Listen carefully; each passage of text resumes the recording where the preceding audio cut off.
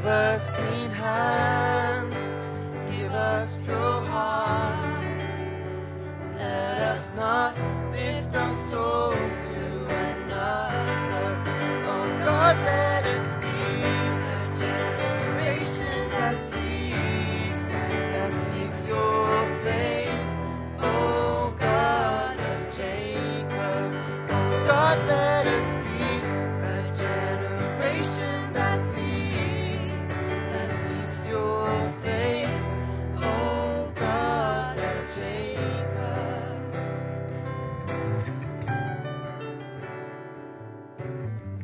We bow our hearts, we bend our knees.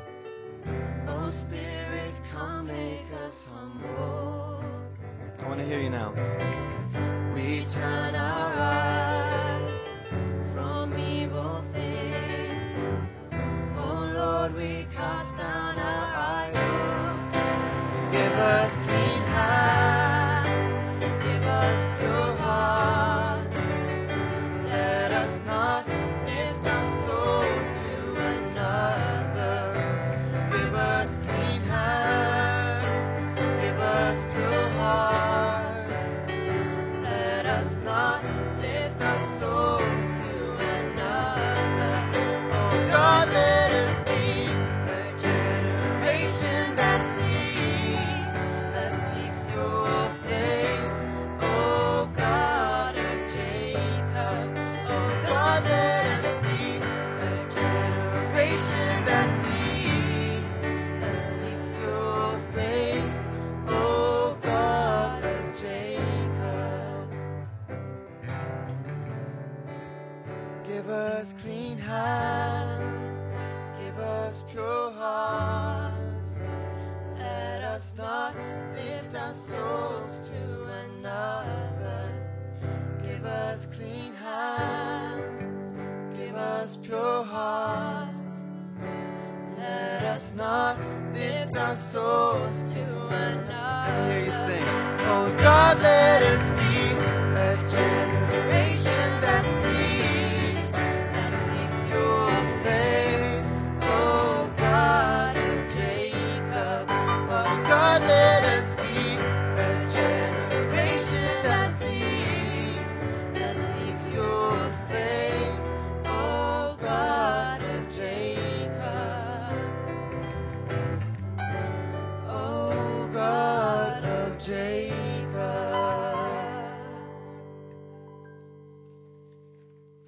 Thank you.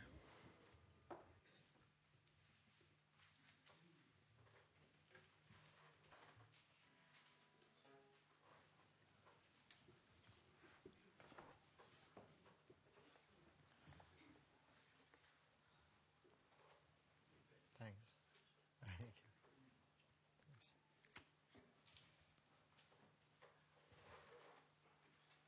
Does it work? No. Oh, it's here. It's here. Good morning, everybody. Good morning. Nice to see you. Nice to see you.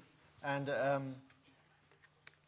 today I'm going to speak about my Foundation Day is the topic. So I'm going to speak about the relevance of Foundation Day for me as an individual in the generic sense. Not about, I don't want to talk about me for 30 minutes. I want to talk about all of us and how this Foundation Day implicates all people, even those who don't realize it yet. So, got some notes. As we get older, we tend to forget things, and so I have started to make notes when I give a sermon, just in case I ramble on in the wrong direction. Father said on September 15th, 2011, and I quote, "People use the term Foundation Day without knowing its meaning. What is Foundation Day? It is God's Foundation Day." Actually, I don't believe I'm the only one who is a little in the dark about what actually is supposed to happen on Foundation Day. Will I wake up on the 22nd with some kind of pins and needles, kind of heavenly feeling all over myself, shivering with the Spirit? And when I walk outside, will I have a lighter step? Will the birds be tweeting more than usual? Perhaps we're all a bit wondering what's going to be happening on that day. So 22nd of February, midnight, of course it will be GMT, because the whole world moves according to Greenwich Mean Time. So perhaps we take the tube or simply walk to Piccadilly, and we might go and talk to some of the people hanging out there in Soho or Piccadilly and say, "Hey man! Hey bro! Hey sis! It's Foundation Day!" What do you think their reaction will be? Huh?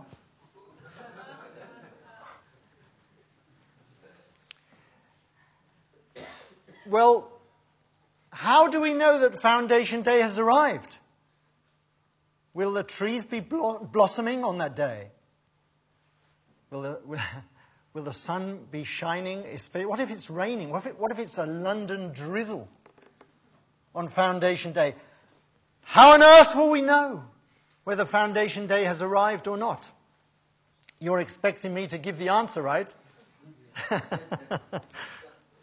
Well, that's why today I thought it would be important for me to think about and for me to talk about my Foundation Day, how it affects me. And if I can't give an answer to that, then I'm pretty useless. And please don't invite me again. In Japanese, I don't know whether any of you can understand Japanese, but I lived there for a long time, many, many years. And there's an expression, it's do demo ii. Do demo ii. Do demo ii. Yes. And it means whatever. It's very, very similar. My son says it a lot. And Abby also, but don't tell her I said that. She's not here. So. And in Germany, there is also a similar kind of expression. It's a little bit different. It's ja und, which means, if you translate it literally, it means yes and. Something lost in translation, but the feeling is kind of similar to whatever. So, why do people say that?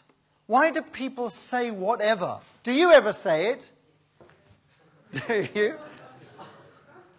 Hey man! Tomorrow's Foundation Day! Whatever. Yeah? Did you have that reaction from anybody? Yeah? Maybe somebody you really love. Somebody you really want to share your heart with. You really want them to understand how you are kind of quivering in your socks about Foundation Day. It's coming, it's coming, it's coming, it's coming. And they're like, whatever. You know, how do you get through to such a person? Communicate your excitement, which you, if I'm quite honest, are not 100% sure about either, right? Hmm? Right. So, you know, why do we feel whatever about anything? Why do people feel that kind of feeling? You know, why do they have that kind of feeling that they are not involved? And I think, no, I don't think, it's true that the reason is that they are not stakeholders. They are not stakeholders. They don't feel a part of it. It's not their Foundation Day. You know? So it's really, really important that people feel they are stakeholders, that they have a say in this Foundation Day. For example, the fact that people follow others, the fact that people do things because somebody else told them to do it, is the best way to make them not feel they are a stakeholder, right? For example, if you are told by your boss, okay, go and clean that, file that, go that way, turn left, then right, then straight ahead. If you are told exactly what you have to do, then do you do it with a bounce in your step? No, you kind of trudge along, right? If that's the way we exist, we tend to not feel responsible, tend to not feel stakeholders. In a family, it works differently. In a family, have you ever tried to command your son or daughter to attend piano lessons or ballet lessons? You must go to ballet lessons. Why? Because Dad loves ballet. You know, if you try to force your children to do something, they will immediately react rebelliously. They will not feel responsible. They will not feel stakeholders. That's why this Foundation Day, to make it mine, you can't force that on somebody. It has to be my decision. That was a problem with Moses, you know. He was a loudmouth. And he would give these great speeches, you know. I was in the wilderness, and behold, I saw a burning bush, and God spaketh to me from the burning bush. And you know what Aaron said? And he happens to be my relative. He said, whatever. You know, you can imagine these Israelites trudging behind this old guy with the beard, you know, and Moses saying, this land is mine, and all these guys behind them, you know, whatever. You know, because they didn't feel it was their Canaan. They didn't feel they were stakeholders. And that is particularly relevant to us, I believe. So, experiencing Foundation Day as a personal feeling is very, very important. It's crucial. It's a sacred task. And this is what Dr. Yang has to say, our leader based in Korea, international leader. He said, we should all receive the holy wine for Foundation Day on the condition of fully making amends and repenting for our old, worn-out faith. I like that. Old, worn-out faith. I just like that. So when we took the holy wine, it meant that we started again. All debts fully wiped out. You know, it's like somebody comes up to you and says, Simon, all your credit card bills, they don't count at all. You know, they just don't exist anymore. And Simon, really? Or somebody comes up to you and says, you know your student loan? I paid it. It's gone. Vanished. Really? So actually, when we drank that holy wine, we got a blank slate. Everything was wiped off the slate. We could start again. Wow. So we're brilliant and shiny and all kind of polished and glittering at this point in time. Well, it depends what you did since you drank the holy wine. But basically, you should be really fully polished right at this moment. Okay? That's great. It's a nice feeling. So, you know, when somebody pays off all your credit card debts, what do you do after that? First of all, you're really happy. Yay! Yeah? You're really, really happy, right? And the next thing, what should you do? Should you go out and get another credit card and buy a BMW? No. No, you start again. You make make some dramatic change in your life. Okay, so this holy wine is just a blank slate. It's no ticket to heaven. It's no ticket to heaven. It's just wiping everything away so you can start again. Poor old God that he had to do that. But he did. So we start again. So this is our new chance. And of course, when we begin again, we have to think, how am I going to do it this time? Because last time it didn't work. I screwed up big time. Right, Peter? Yes. I really made a mess. So this time I'm going to do it really differently.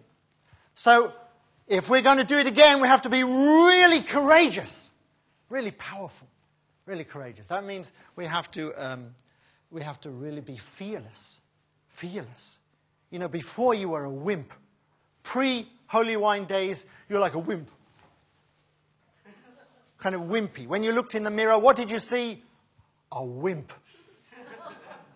Maybe you're quite chunky. Maybe you're doing some bodybuilding. You're not like Uncle Matthew, but you're kind of wimp. You're kind of powerful. But actually, when you looked a little closer in the mirror, you saw wimp with a capital W. Yeah? But we have to be new and powerful after drinking this wine. It's like kryptonite. Heavenly kryptonite. And you probably missed the Superman series, but that's taking you back a bit. But you feel new power in you. So I'll tell you a little story, okay? You know, you have to really, really feel that you can do anything from now on. So a few years ago, I was coming back from Holland on the ferry, late night ferry, because I never have money, so I took the late night ferry, and this cabin I was in was full of people, hundreds of people, and it was like 1 o'clock in the morning, and there were some young teenage girls, you know young teenage girls, right? Always nattering.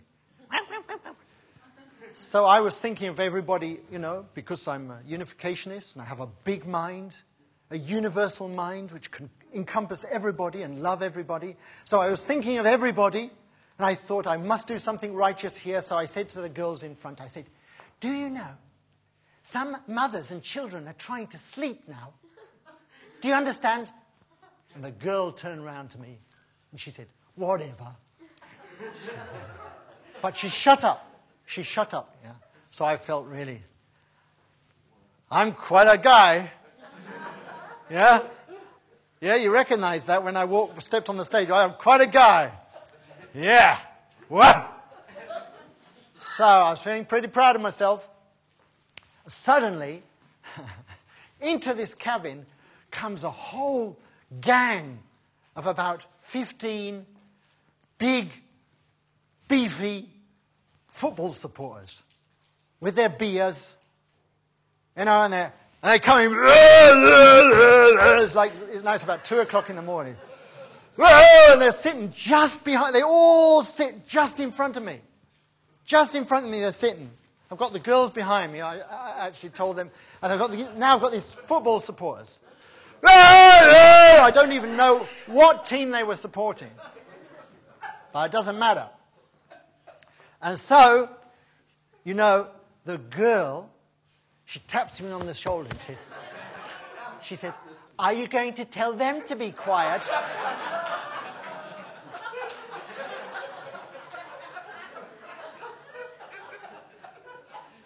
And so I turned around to her and I said, whatever. No, I didn't. No, I didn't. No, I didn't. No. I was thinking, you know, and I started to shake like this, a bit like this. Because a man's got to do what a man's got to do, right? And a woman's got to do what a woman's got to do, right? So I was shaking like this. You know, I knew what I had to do. Today, I have to die. Their fists, one of their fists And they were all covered in tattoos. They had tattoos on their fingers. One of their fingers was about the size of my fist. So I knew what I had to do. So Emiko wasn't here, otherwise she would have pushed me. But I was going like, okay, God, this is my crucifixion day. Okay, so I got up. This is a really true story, And now I'm going to explain why my nose is a funny shape. Okay? So I walked round and I went up, and there they all started. They look like they don't look human actually. They look like monsters, a whole row of monsters.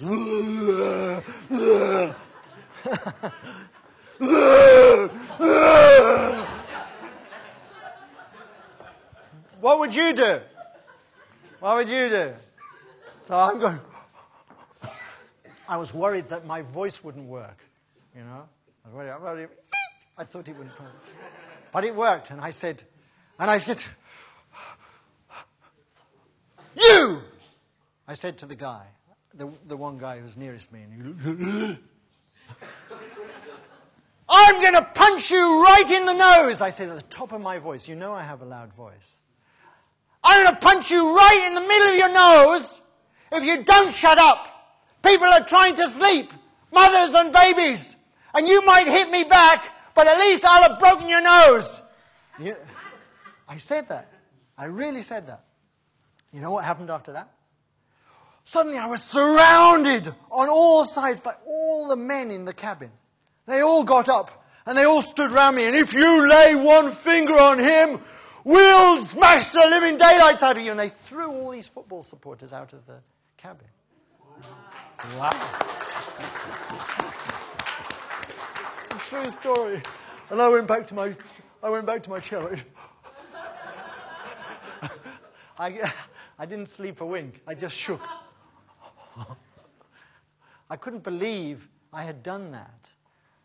So Foundation Day, drinking the holy wine means wiping our slate clean and then becoming new people who can do who can do really dramatic things. Don't be a wimp.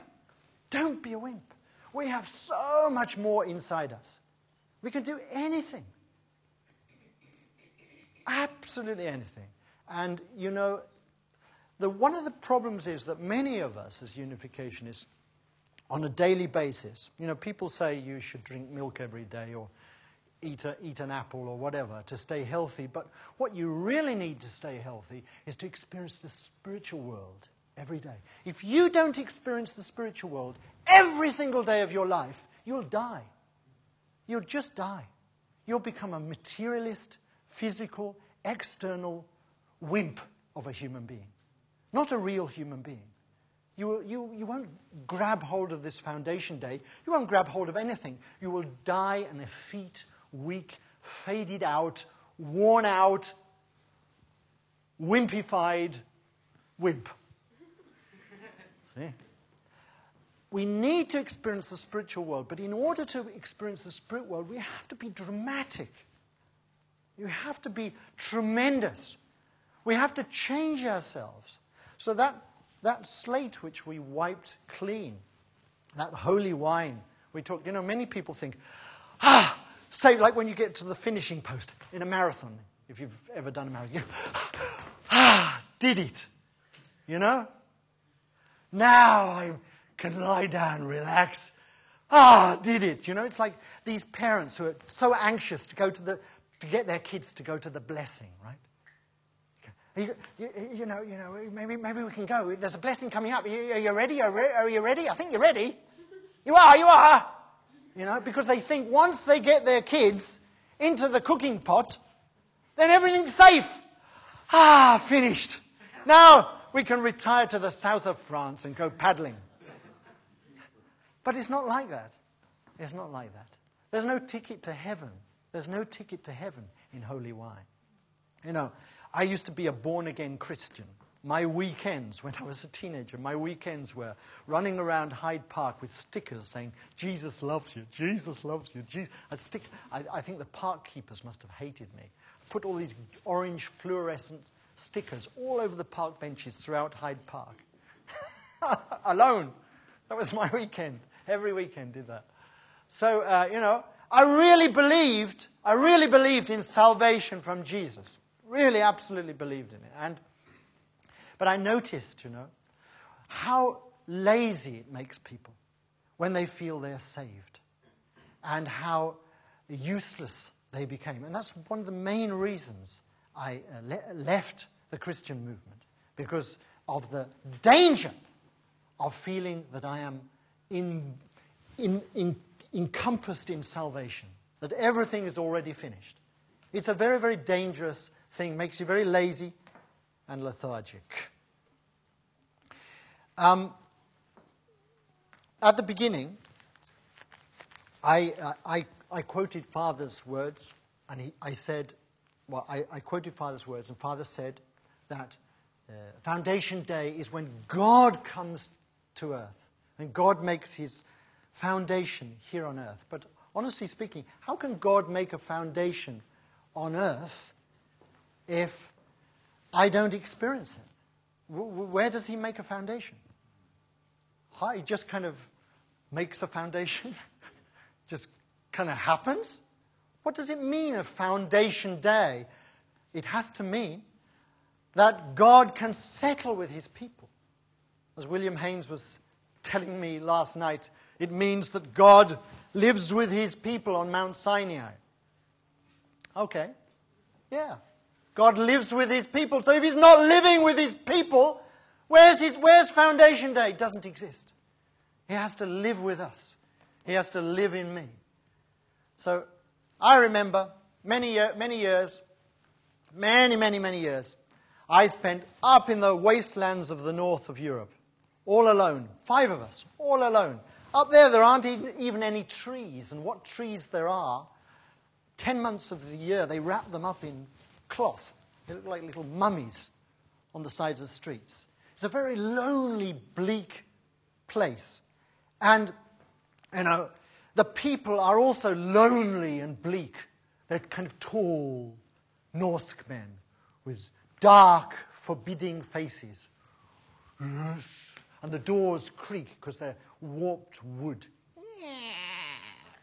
And they're about 3 meters tall, these people. And they don't smile.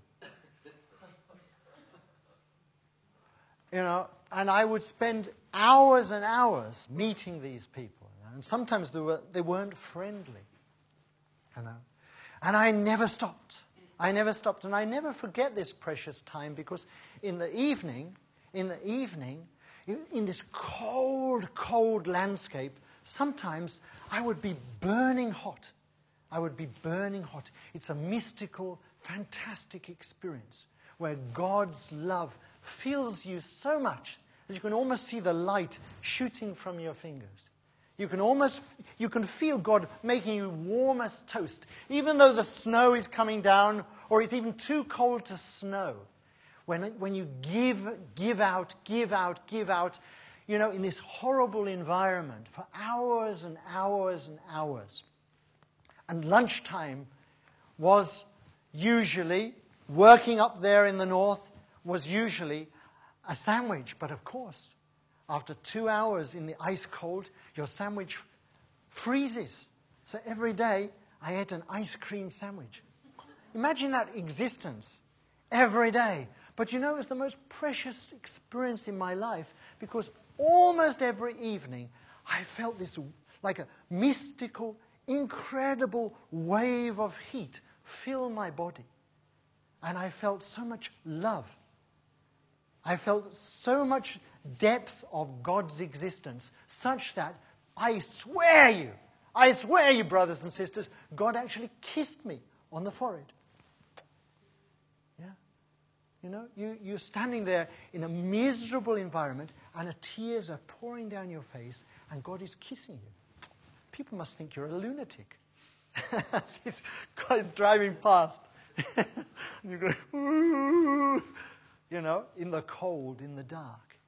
So, that was a way to experience the reality, this mystical reality of the true God who really exists.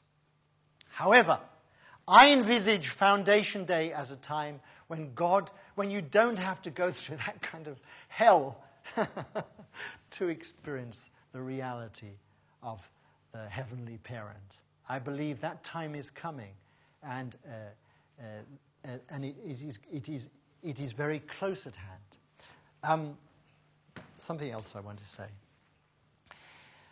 The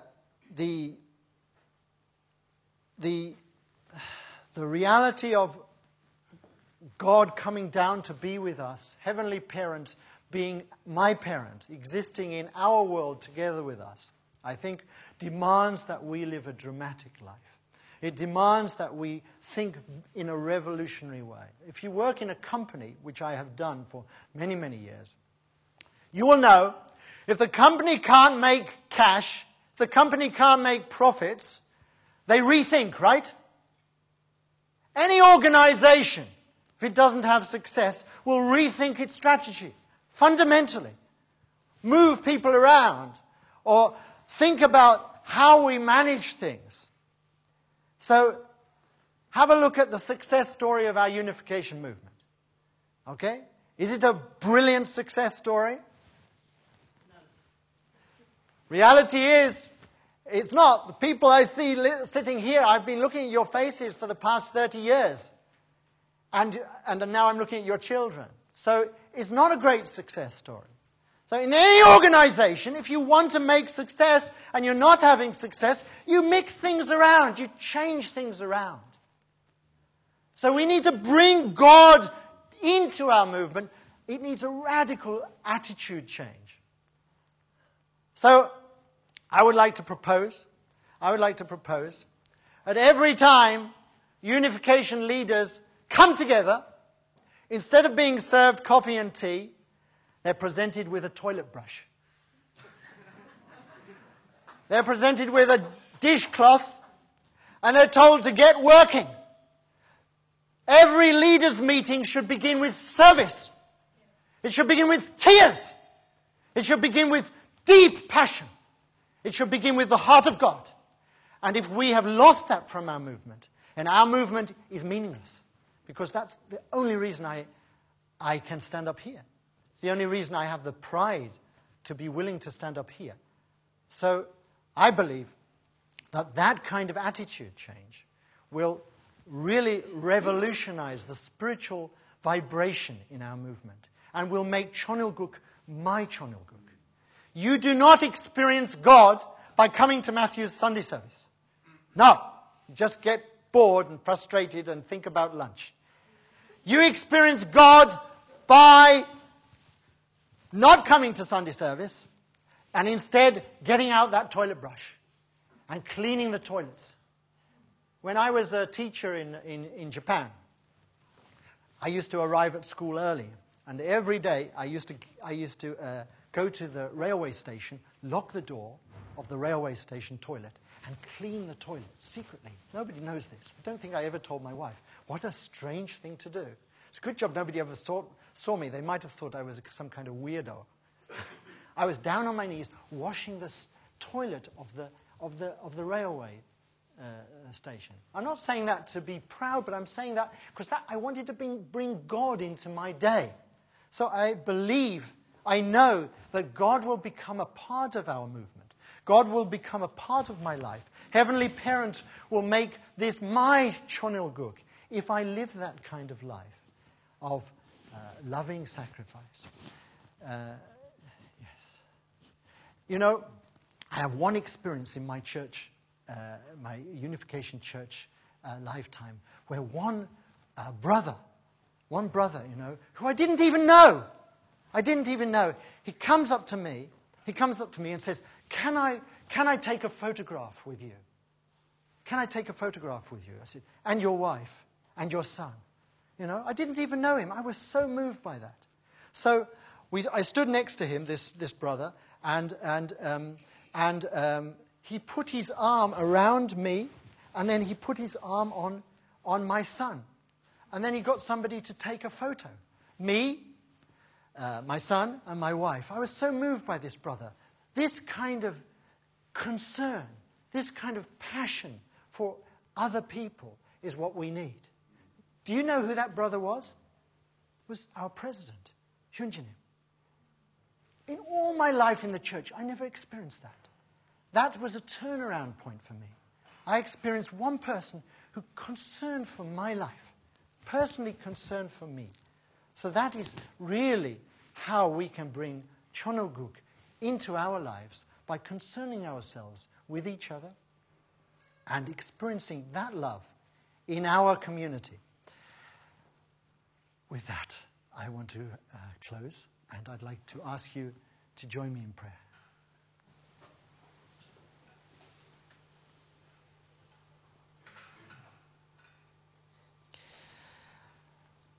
Our dear Heavenly Parent, our beloved true parents, heaven, earth, and humankind, we are so privileged to be here, a small group. We have clean slates. We are as born anew, born again, but we don't want to use this rebirth in order to sit on our laurels, but in order to save our precious nation and world, our precious fellow human citizens. Father, Mother, true parents, we call upon you to live with us from this day forth. We ask that Foundation Day be not only your Foundation Day, but also our Foundation Day, that you can live with your children finally, that you can kiss us on the forehead, on the cheeks, embrace us, that you can live in our hearts, that we can feel joy from the moment we wake up till the moment we sleep. Never insecure, never nervous, but always confident that we are loved deeply by heaven. Thank you so much for this beautiful time to be together as brothers and sisters. We are really all the same, all same level. We are all walking hand in hand, same direction. So let's go out and grab some more people so we can walk with the other 7 billion humanity together to Chonilguk. Thank you so much for this time, this Sunday service, and I pray all this in the names of all Central Blessed families. Aju.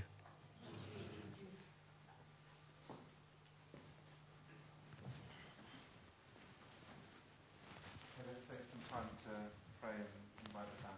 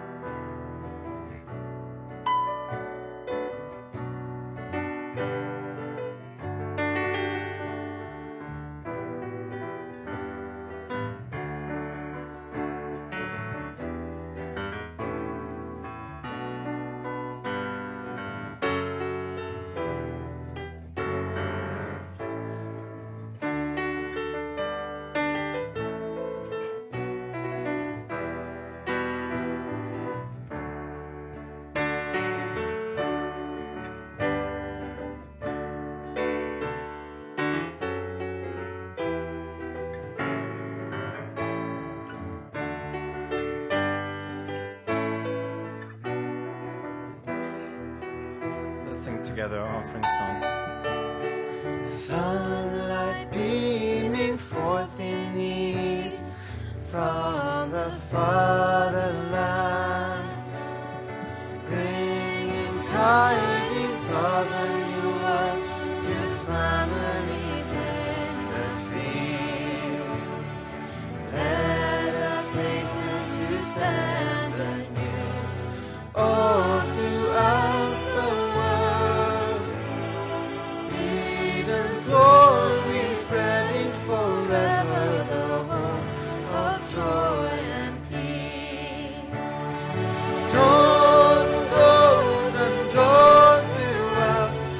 shining fatherland tells the tidings of the rising sun that brings us life. Harvest quickly, men of the fields, hasten to harvest now. Crops are ripened and ready to bring into the heavenly barn. Saints and angels and heavenly hosts gather to speed the task. All will share the harvest of joy at the banquet of our Lord. Oh, dawn of gold and dawn throughout the shining fatherland tells the tidings of the rising sun that brings us life. When the woes of 6,000